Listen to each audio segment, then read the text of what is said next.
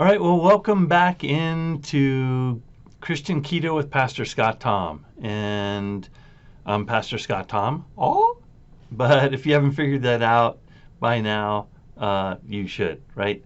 I have a church in Albuquerque, New Mexico, and I teach a class on the ketogenic diet and the biblical viewpoints that bring us to that conclusion and how to get into really healing your body through diet and through fasting. And it's all the rage now going on, but we find out that it pretty much is something that you can narrow down in Scripture, a narrowed down biblical diet that is you just cut out the higher glycemic foods and you get all this benefit.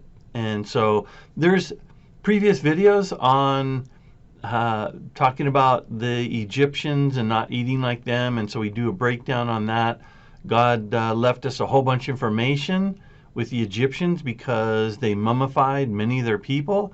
So we have a lot of their people from that era and that time to figure out what kind of diseases and what did they have.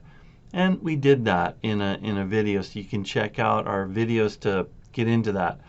Now, we want to look at the trials, though, of adaptation, to get fat adapted, to not be such a sugar burner, to be flex-fueled, and understand that I am a pastor coming from a biblical viewpoint. I am not a doctor. And so anytime you change your diet radically, sometimes things pop up. We're going to talk about those, but you should always seek medical care if you need it. Don't power through it. Don't tell yourself, I don't have enough faith. Take care of yourself, right? Jesus didn't put down physicians, and he's called the great physician, but you have to take responsibility for your own health. And so do your research on your own, and this is part of what you're doing, right? So when you're changing from the mostly sugar burning, carbohydrate burning to fat burning, you may, and if you have some serious health issues, you're probably going to need to do it very slowly and with some care, right?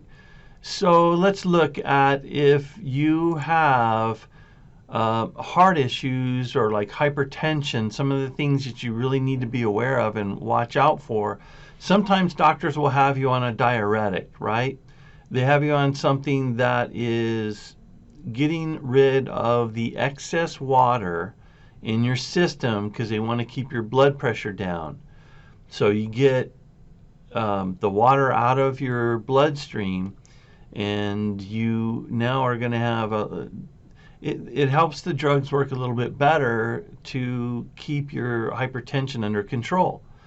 The thing about on a ketogenic diet is when it lowers insulin, insulin's part of the response and inflammatory system in your body that works for good. Doesn't work so good when it's pegged all the time, right? Or you have a long glycemic load. Not only the insulin's up all the time because the sugar's up all the time. And when it does that, when you lower that and insulin comes down, the kidneys tend not to hold on to so much sodium. You're so wonderfully made that your kidneys will actually take sodium back out of your urine, put it back into your system so that it regulates insulin doesn't regulate just the blood sugar, but it's regulating how much blood, how much fluids are in your body, as well as your kidneys. It's working in concert with one another. So the first week or so when you're on ketogenic diet, 2 weeks, you'll drop a lot of fluids. If you're on a diuretic and that's also pushing out fluids, then you could have some problems, right? Because you get really dehydrated. And so you got to be careful of that. Your electrolytes can get off balance because you're not holding on to so much sodium.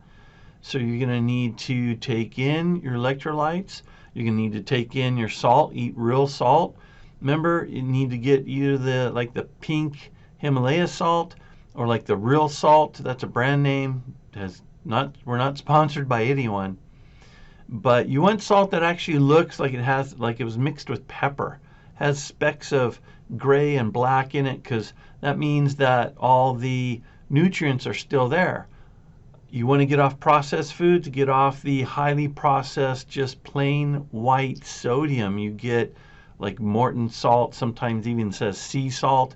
If it's pure white, then it's probably been processed. All those minerals are taken out for used in industry, or they're repackaged back into a multivitamin and sold to you. You want to get the calcium, magnesium, along with the sodium and all the other almost 80 different minerals that will help your body process the water and actually get it into the cells instead of just being packed into your blood veins. Okay, so what do you do on this? If you're dealing with hypertension, go get a good cuff, a cuff that goes on your bicep, not on your wrist, that will test your blood pressure, because normally blood pressure will start going down in a ketogenic diet, but sometimes because of your electrolyte imbalance, it could go up and down. If you're finding that out, talk to your doctor. One of the things you can do is ask the doctor for another blood pressure medication that you can take on your high days. Most doctors are going to agree with this. Most doctors are going to help you with this. So just talk to your doctor. They should be your companion in health, right? So if they're not going to do that, find a doctor who will listen to you. They are supposed to be your advocate looking out for you, not your boss. You pay them money, right? They're a professional, but you pay them money. You hire a professional contractor, but if they're messing up your house, you're going to find another contractor, right? So find somebody who's going to work with you. You deserve that.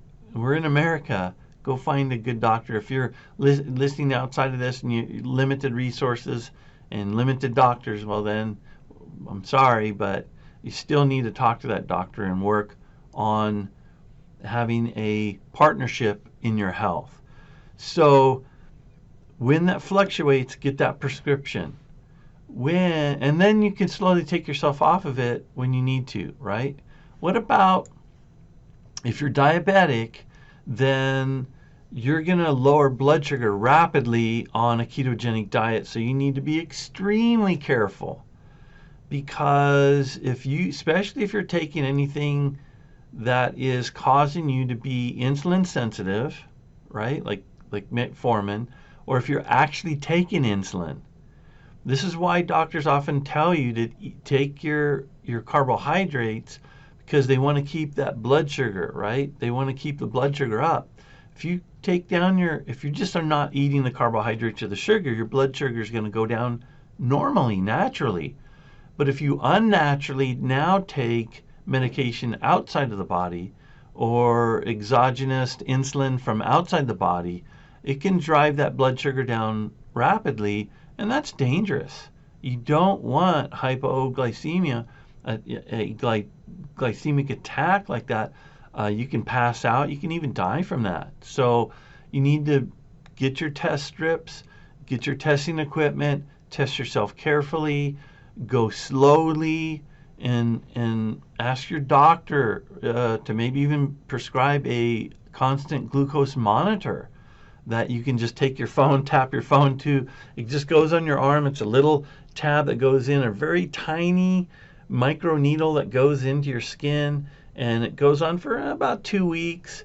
It'll stick on, and then you get another one, you stick it on. But from that point on, you don't have to stick your fingers. And your phone app will tell you, it'll tell you what your blood sugar is about 5 minutes apart. So every 5 minutes you can find that out. So what do you do if you have serious health issues like this or other issues? Just ease into keto. Don't power through like, oh, well, that's what Pastor Scott said, or these gurus on the network. Take control of your own body. So you may have to start at, say, like 50 or 60 net carbs a day. Then the next week go to 50. Then the next week go to 40. Then the next week go to 30. Then a month in, you're at 20. And that will help you to kind of see, am I dealing with issues, and is it caused by lowering the carbohydrates in the blood sugar, right, to a normal level? And that's where you want to get. So some of the things that you might experience, because everybody's body is different. So you may have hypothyroidism, so you're not producing enough thyroid, or it's not synthesizing properly with your liver. Well, going slowly at this will help you balance these things out. So what other things are you going to have? Adjusting into this. A common side effect is called wrongly the keto flu, but it's associated with keto. What it is insulin resistant flu. So remember, we talked about the different fuels in your body. Your body will use carbohydrates, and that's what most people burn, right? But you're supposed to be flex fueled. The second one would be fats. A third one, which is a distant third, would be proteins. By the way, people wrongly say that if you eat a lot of protein, you're bumping your blood sugar. It won't bump it unless it needs to burn it as it. Your body is smart.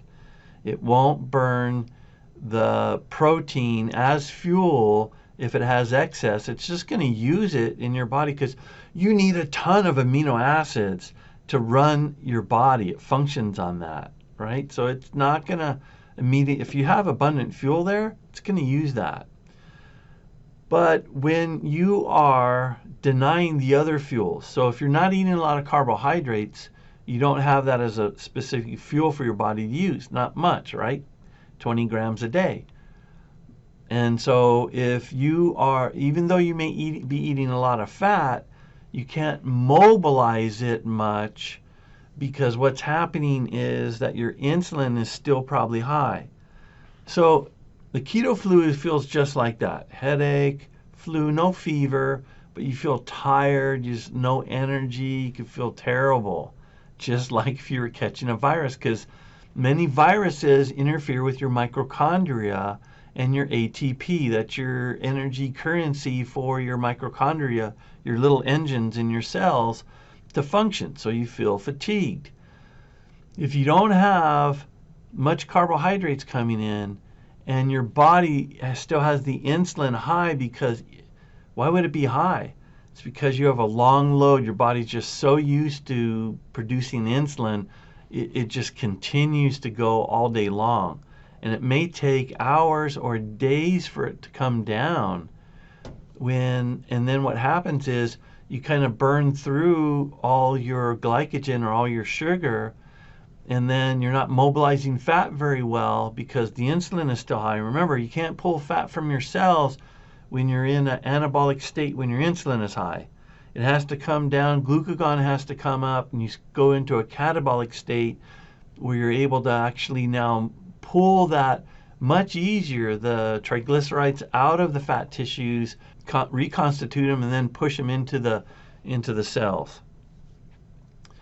During this time, sometimes it's for some people it's very mild because you're not that sick, because your insulin will come down rapidly. When we're really sick, and I got the keto flu like twice when I was adapting. Once because I just wasn't mobilizing that. It just shows you how long your insulin is staying up, because you should be somewhat flex fueled even as a sick person. Your mitochondria will adjust to that. Also, what happens is your body begins to produce more mitochondria that will be very specific, or more specific, I should say, to burning the fats than they are to burning the carbohydrates. And your body will slowly become more and more efficient over months and sometimes even years of burning the fat. But this short time of fat adaptation where you aren't that flex fueled yet with multiple mitochondria and your insulin is up, then you're just like, The reason it comes down so rapidly, you could wake up after a couple days of being so fatigued and you're like, oh my gosh, my brain's on fire, I feel so good, is because that insulin has finally come down and your body's releasing all this stored energy and your brain feels on fire. It's not that overnight in 1 hour your body suddenly made all these mitochondria. It doesn't happen that quick. This is called the keto flu. It should be called the insulin resistant flu. You're insulin resistant because your body has had so much sugar packed into the cells, it's telling insulin, we have no more room, right? You can't pack any more sugar into the cells. That's it. Insulin just keeps getting higher and higher and higher, and blood sugar just slowly starts creeping over the years, right? It's just used to producing so much as a reaction to what you're eating to function. And your body and your pancreas has to readjust to, oh, I don't need that much insulin. Okay, it could be back to normal, right? So one of the things that begins to happen, other things, is the cramps. This is the most common thing people will get. They'll get cramps when they start the ketogenic diet because, again, you lose a lot of electrolytes because your body's not holding on to the water or the sugars as much. And also the carbohydrates, the sugars, they'll bind with water molecules. And so when you're cutting the carbohydrates down, not only are you not holding on to the sodium as much, but you don't have as many of the carbohydrates in your body that is holding on to your H2O, your water. So you're going to have a lot less. So you need to eat real salt, good salt, a lot more with your food, a lot more than you probably think. Most Americans are deficient in magnesium to begin with, and so you're going to be even more when you start a ketogenic diet. Usually eating enough salt, getting your electrolytes in, drinking enough water will solve this. For some people, it continues on for a long state. For me and my wife, we still are dealing a little bit with cramps, especially at night, right?